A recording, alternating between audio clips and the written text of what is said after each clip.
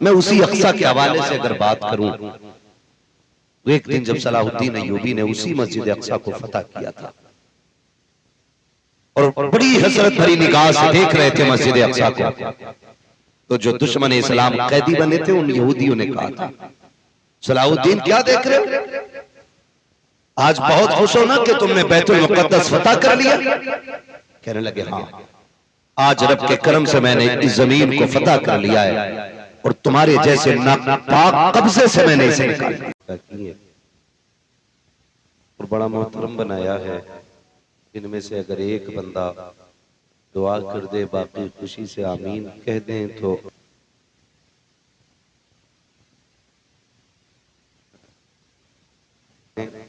ये बात मजबूती से पल्ले बांध लें।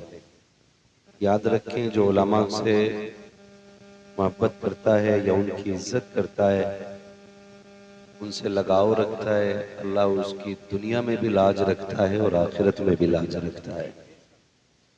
और वो लोग जो उलमा से, अइम्मा से, हुफ़ाज़ व कुर्रा से दुनिया में हसद या जलन या दूरियां रखते हैं, फिर जिंदगी भी मुश्किल हो जाती है और आखिरत की घड़ियां भी मुश्किल हो जाती हैं, क्योंकि हमारा इनसे जो रिश्ता है वो सिर्फ इसलिए है कि ये हुजूर के दीन के वारिस है।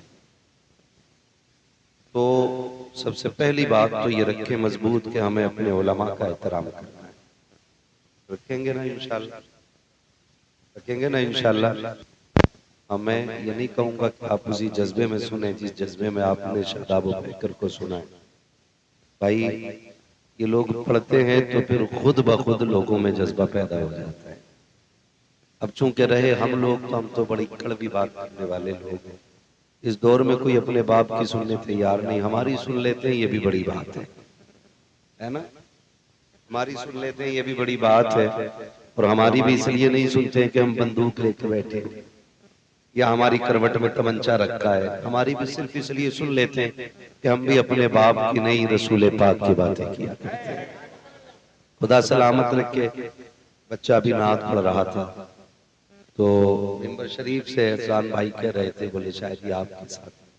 ये समझे, मैंने कहा अगर बच्चे ऐसे हो ना तो फिर कोई भी साथ लेके चल सकता है ना। तो ये यही जरूरी है, इस उम्र में बच्चों को हुजूर की नाते याद करा दी जाए। ये बड़ा अहम पैगाम है कि हम अपने बच्चों को हुजूर की नाते याद करा दें। ये आने वाले कल के मोहम्मद बिन कासिम बनते हैं। कब तक दुआओं में मांगते रहेंगे अल्लाह मोहम्मद बिन कासिम दे, सलाहुद्दीन अय्यूबी दे, कब तक मांगेंगे? कोशिश कब करेंगे जाके कि हमारे ही बीच से कोई मोहम्मद बिन कासिम बन के खड़ा हो जाए, है ना। तो ये तैयारियां बचपन से होती हैं। और फरमाया गया कि पहला मकतब माँ की गोद होता है। पहला मकतब क्या होता है? बस इतना बोलते रहे ताकि मुझे ये पता लगता रहे कि आप समझ भी पा रहे हैं और सुन भी रहे हैं। पहला मकतब, जोर से बोले, ऐसे मुंह हिला रहे हैं कुछ लोग जैसे उन्हें माँ की जरूरत ही नहीं पड़ी दुनिया में आने के लिए। यहाँ कोई ऐसा नहीं है जो पेड़ से उतरा हो या हल में निकला हो, यहाँ सब माँ के जरिए दुनिया में आए। पहला मकतब माँ की गोद होता है। अगर ये गोद मजबूत होती है ना तो फिर बंदा मजबूत होता है। ये भी जरूरी है, माँ की गोद अच्छी होनी चाहिए। मैं अक्सर एक बात कहता हूँ, जमीन अच्छी होती है तो फसल अच्छी होती है, माँ अच्छी होती है तो नस्ल अच्छी होती है। जिंदाबाद जिंदाबाद। यकीनन ये जो आज महफिल में लोग बैठे हैं ना, ये अच्छी माओं की परवरिश ही की वजह है कि इतनी ठंडी रात में गर्म बिस्तर छोड़ के हुजूर की महफिल में आए बैठे हैं। और गालिबन ये 9वां या 10वां 8वां जलसा है।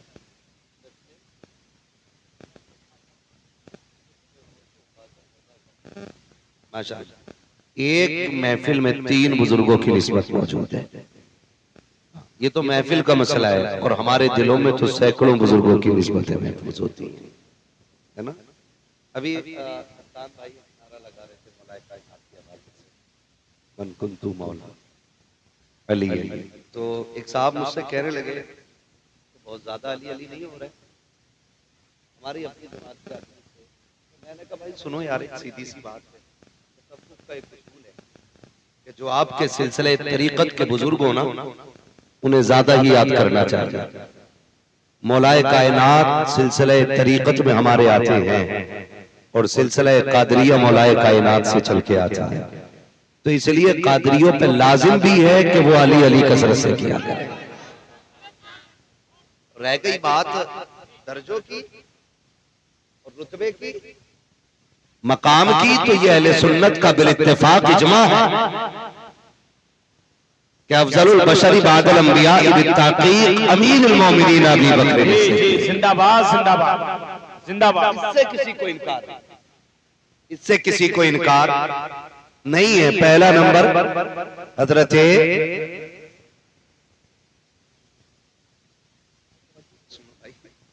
हो जाती है कभी कभी मिस्टेक। हाँ, तो ये हम सुन्नियों का अकीदा और अलादत ने हमें पढ़ाया, अहले सुन्नत का है बेड़ा पार, असहाबे हुजूर नज्म है और नाव है इतरत रसूलुल्लाह की। हम हुजूर की आल से भी प्यार करते हैं और हुजूर के सहाबा से भी प्यार करते हैं, तो ठीक है ना। तो इसलिए भी कसरत से हम अली अली करते हैं, क्योंकि हमारे सिलसिले तरीकत में मौलाए कायनात आते हैं। और ठीक है, वजह है सारे लोगों की। तो बहुत अच्छी महफिल सजी है, अल्लाह तौफीक दे ये बातें समझ लें। जमीन अच्छी होती है तो फसल अच्छी होती है, माँ अच्छी होती है तो माँ अच्छी होती है तो नस्ल अच्छी होती है, नस्ल अच्छी होती है। सिर्फ मदरसों ने शख्सियतें नहीं बनाई, मदरसों ने शख्सियतें बनाई नहीं, मदरसों ने शख्सियतें सवारी हैं। बनती शख्सियतें माँ की गोद से हैं, ये याद रखिएगा। शख्सियतें माँ की गोद से बनती हैं। माँ पारसा होती है ना, तब बेटा अख्तर रजा पैदा होता है। माँ मुत्तकिया होती है तो बेटा मुस्तफा रजा पैदा होता है। माँ तहज्जुद गुजार होती है तो बेटा अहमद रजा पैदा होता है। ये माओ का बड़ा किरदार रहता है, माओ का बड़ा किरदार रहता है। लेकिन आज सबसे बड़ा फुकदान माँ की गोद का है। फुकदान का मतलब ये नहीं है माँ की गोद नहीं मिल रही है बच्चों को, और ये भी है कि बच्चों को उतनी माँ की गोद नहीं मिलती जितनी हम जैसे खुशनसीबों को मिल गई है। ये भी क्लियर है। इसलिए कि पहले जब बच्चे रोते थे ना, तो माँ उठाती थी, सीने से लगाती थी, कभी गुड्डू, कभी पप्पू, कभी चांद, कभी सूरज, कभी लाल, कभी जिगर का टुकड़ा, इतनी बातें कहती थी।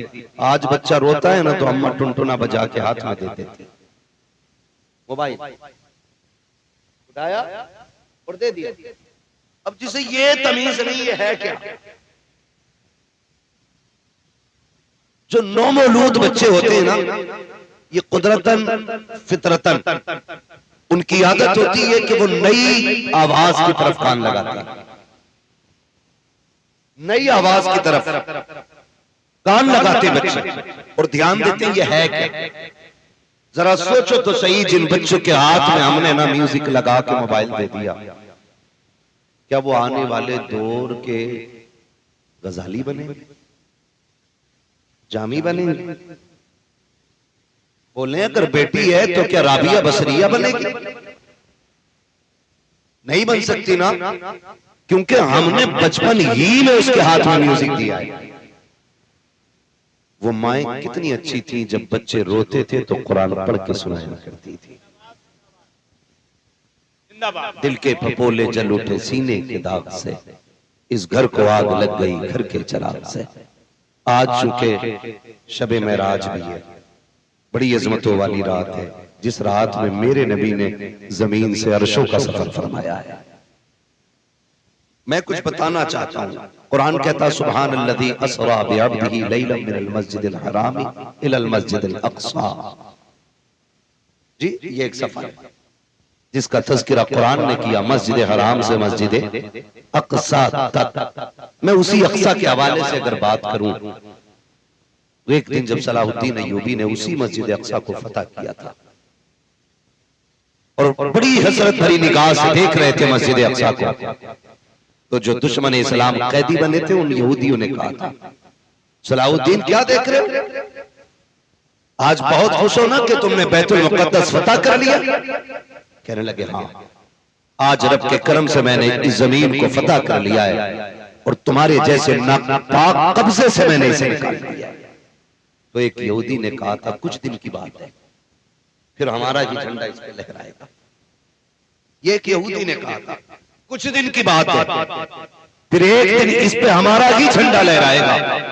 तो सलाहुद्दीन अय्यूबी ने कहा था अगर तुम फिर कब्जा करोगे फिर बचाने के लिए कोई सलाहुद्दीन अय्यूबी आ जाएगा।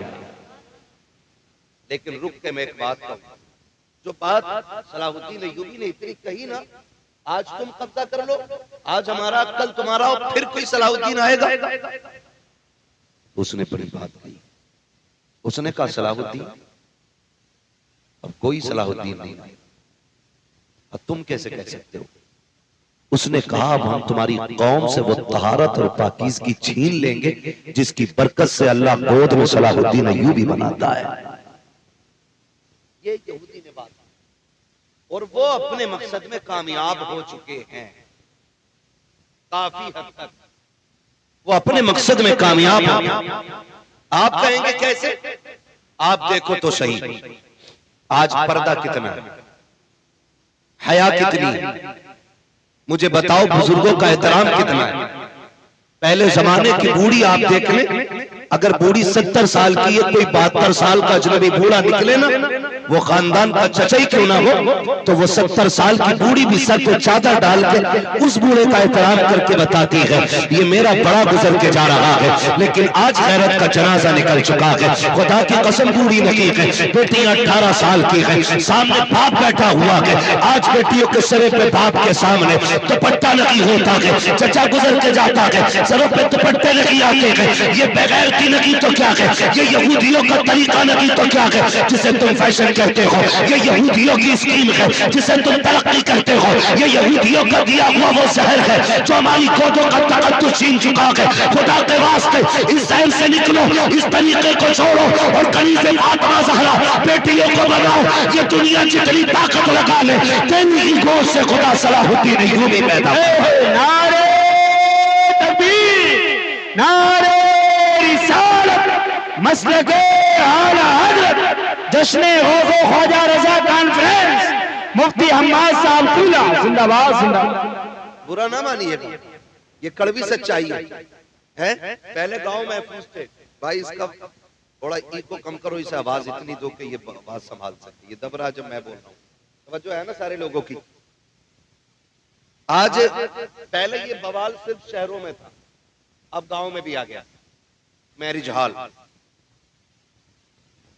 मैरिज हॉल से मुझे इख्तलाफ नहीं, मगर मैरिज हॉल में जो फितने उठ रहे हैं ना, उसने वाकई हम लोगों को सोचने पे मजबूर किया। पहले शादियां हो जाती थी, पता ही नहीं चलता था औरतें कितनी आई हैं, बच्चियां कितनी हैं। और आज कंडीशन ये है कि मर्द और औरत सबका खाना एक जगह है और गैरत का कहीं भी पता नहीं चलता है। जब तमाशे कम थे तो दिखावे भी कम थे, अब जब तमाशे ज्यादा हो गए तो फैशन भी हद से ज्यादा बढ़ गया। माफ कीजिएगा, जितना बड़ा अमीर है बेटियां उतनी ही ज्यादा बेगैरत होती जा रही है। गरीब की बेटियां पैबंद लगा के दुपट्टे ओढ़ लेती हैं, अमीर की बेटी के पास 10,000 का सूट तो होता है लेकिन 2 टके की उसके सर पे चादर नहीं होती है, क्योंकि वो जो उसने बालों पे डिजाइन बनाया हुआ है वो किसे दिखेगी। हाँ हज़रत, वो जो उसने फैशन लिया हुआ है वो किसे दिखेगा। फैशन लिया क्यों? क्योंकि बाप के पास कसरत से पैसा था, 10-5 हजार ब्यूटी पार्लर वाले को दिए और फैशन शो में आके बैठ गई। हद हो गई यार, अब तो रिश्ते भी ना ऑन द स्टेज हो रहे हैं। क्या है?